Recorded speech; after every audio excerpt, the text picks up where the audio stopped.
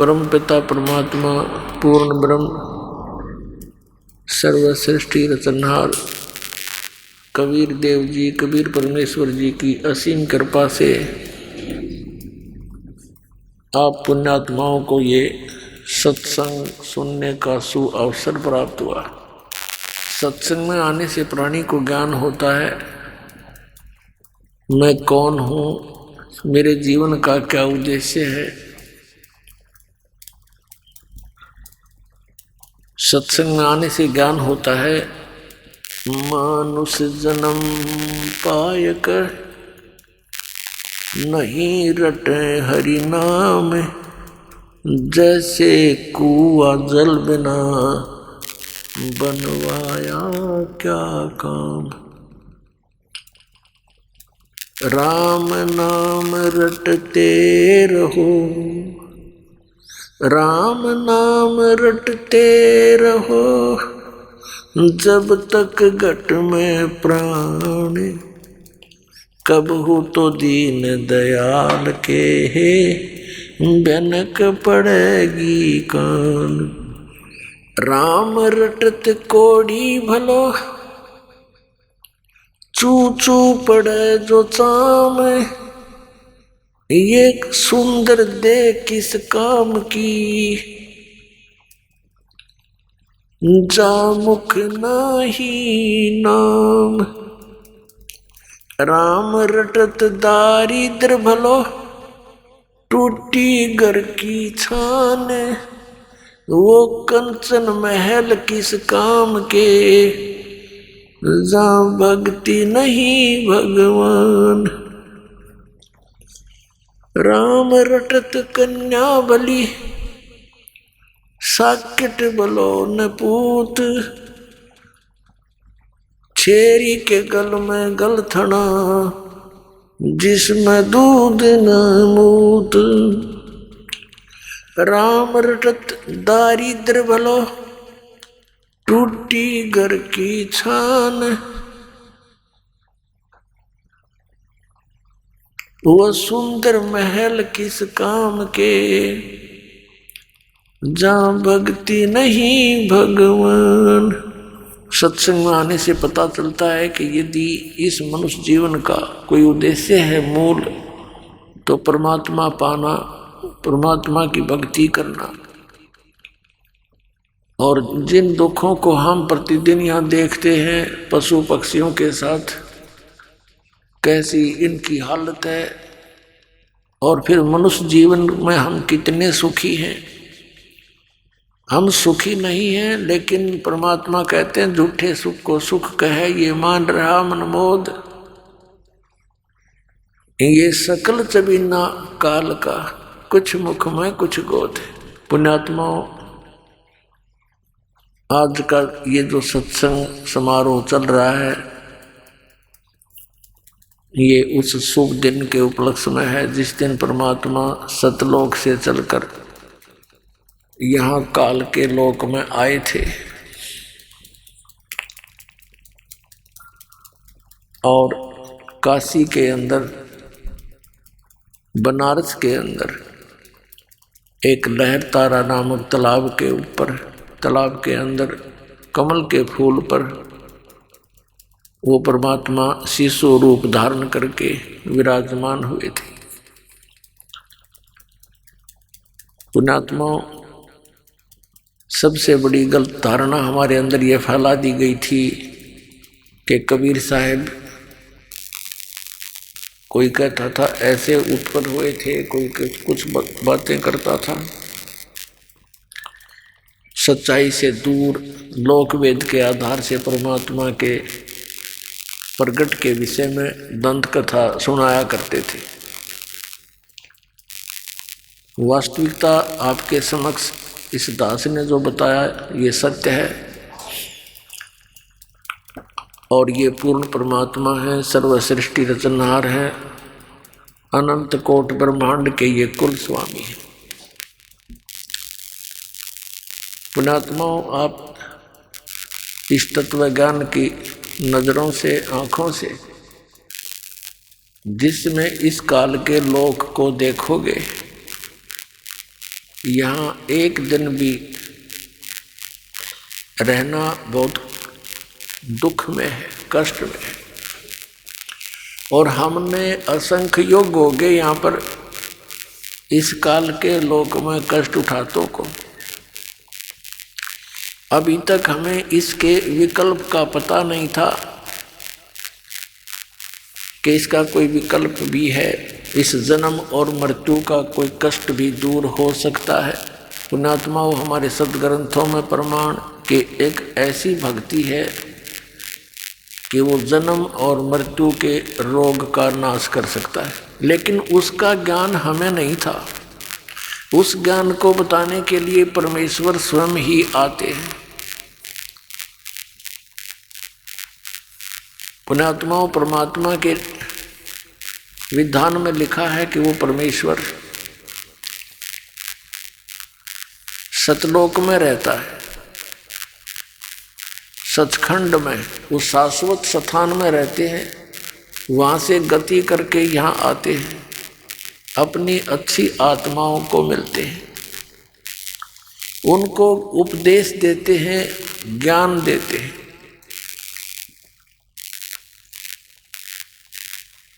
और फिर वो उनकी प्यारी आत्माएं, जो अच्छी आत्मा जिनसे वो परमात्मा आकर सीधे मिलते हैं, वो फिर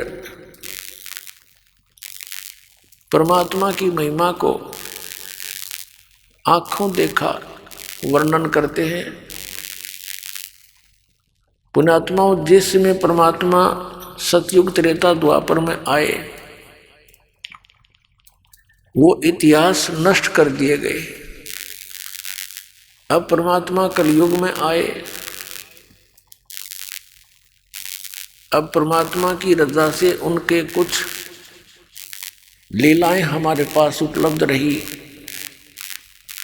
उस परमेश्वर ने क्या क्या लीलाएं की, और फिर हमने अपने उन सदग्रंथों में देखा जिनको हम प्रमाणित मानते हैं, पवित्र चारों वेद, पवित्र श्रीमद् भगवत गीता, पवित्र पुराण, उन्होंने भी समर्थन दिया कि कबीर परमात्मा है, वो ऐसी ऐसी लीलाएं करता है, वो कहाँ रहता है, वो कैसा है।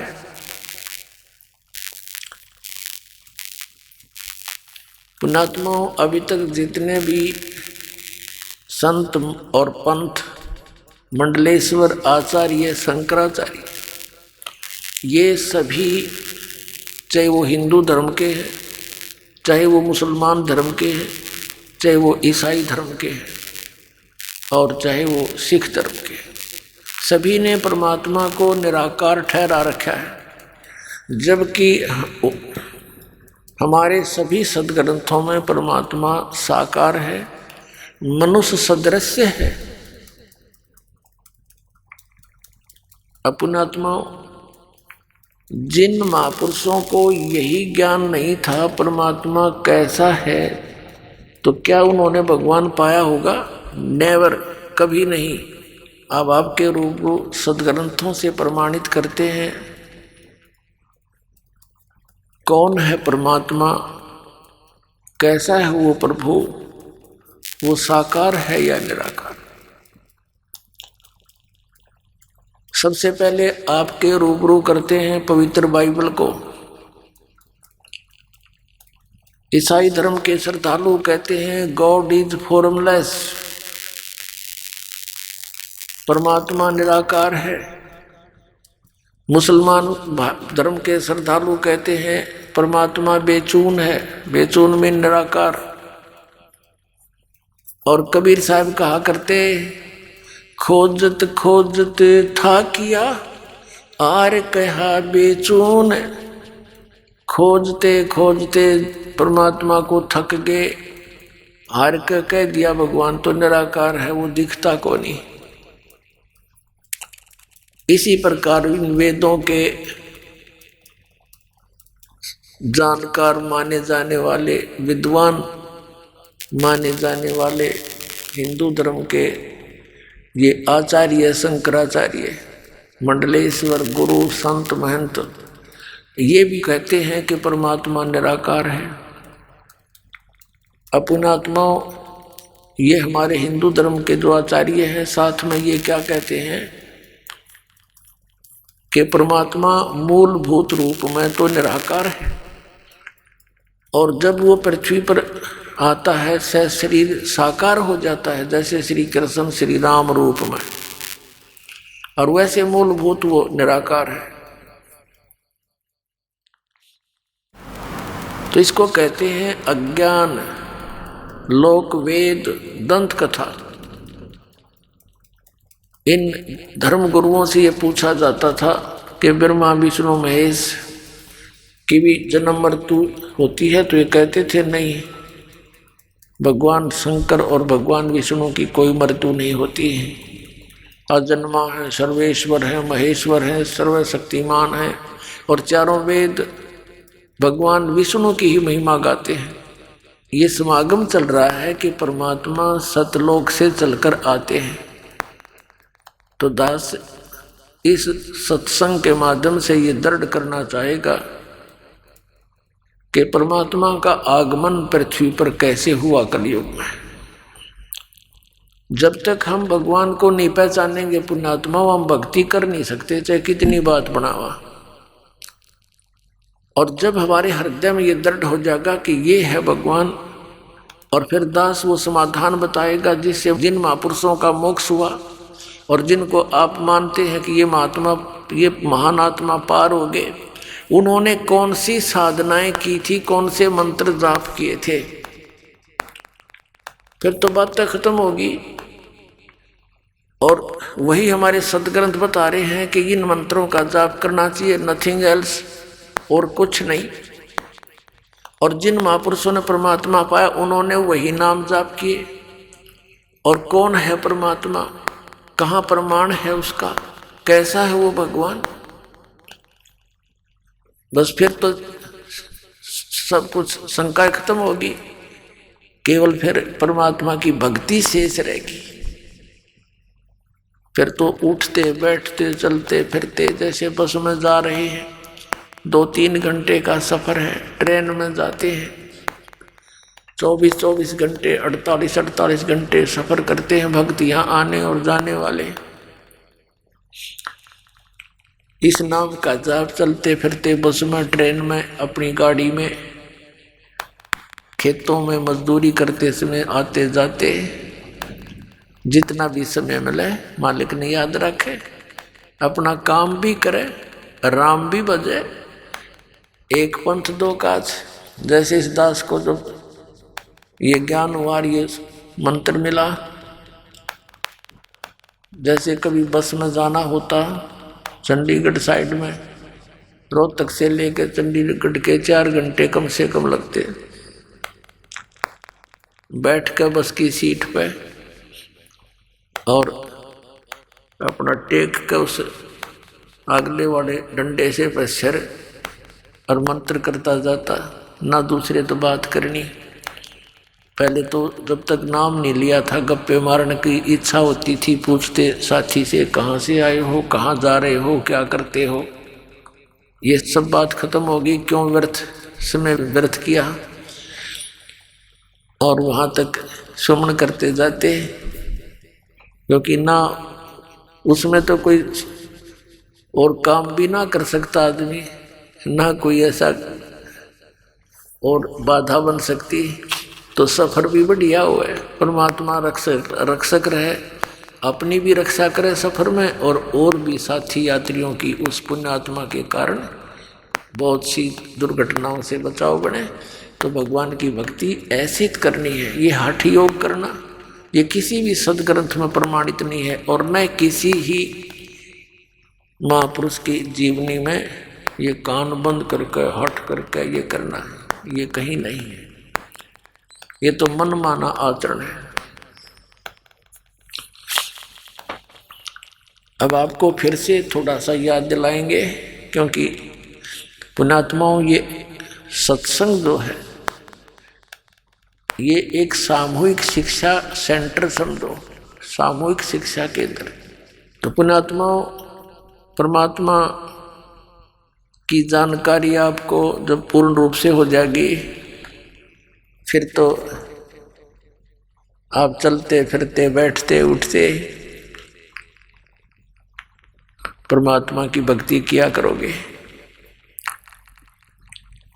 पुण्यात्माओं, परमेश्वर ने आके हमें ये ज्ञान दिया, अद्भुत ज्ञान दिया, और क्या बताया कि तुम मनुष्य जीवन पाकर के परमात्मा की भक्ति नहीं करते हो, तो आपका जीवन ऐसा है जैसे मनुष्य जीवन पाकर जो नहीं रटे हरि नाम, और जैसे कुआ जल बिना फिर बनवाया क्या काम। उसके लिए क्या बताते हैं परमात्मा,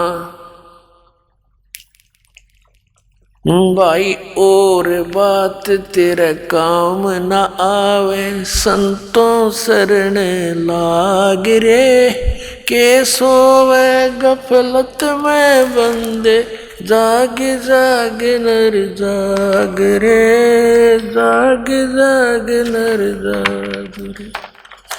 और बात तेरे काम न आवे, संतों शरण लाग रे, के सोवे गफलत में बंदे, जाग नर जाग रे, जाग जाग नर जाग रे। उठ सुबेरे उकावर लिया, के जाग्या नर भाग रे, उठ सवेरे हुक्का भर लिया, के जाग्या नर भाग रे, शुक्रम कराना करी रे बंदगी, फूटे तेरे बाग रे, फूटे तेरे बाग रे। और बात तेरे काम न आवे, संतों शरण लाग रे, के सोवे गफलत में बंदे, जाग जाग नर जाग रे, जाग जाग नर जाग रे। इस तन सराय में जीव मुसाफिर, यो करता रहे दिमाग रे। इस तन सराय में जीव मुसाफिर, करता रहे दिमाग रे। रात बसेरा कर ले डेरा, चले सवेरा त्याग रे, चले सवेरा त्याग रे। और बात तेरे काम न आवे, संतों शरण लाग रे, के सोवे गफलत में बंदे, जाग जाग नर जाग रे, जाग जाग नर जाग रे। उमदा चोला बण्या अनमोला, ये लगे दाग पे दाग रे। उमदा चोला बण्या अनमोला, लगे दाग पे दाग रे। 2 दिन की गुजरान जगत में, क्यों जले बिरानी आग रे, क्यों जले बिरानी आग रे। और बात तेरे काम न आवे, संतों शरण लाग रे, के सोवे गफलत में बंदे, जाग जाग नर जाग रे, जाग जाग नर जाग रे।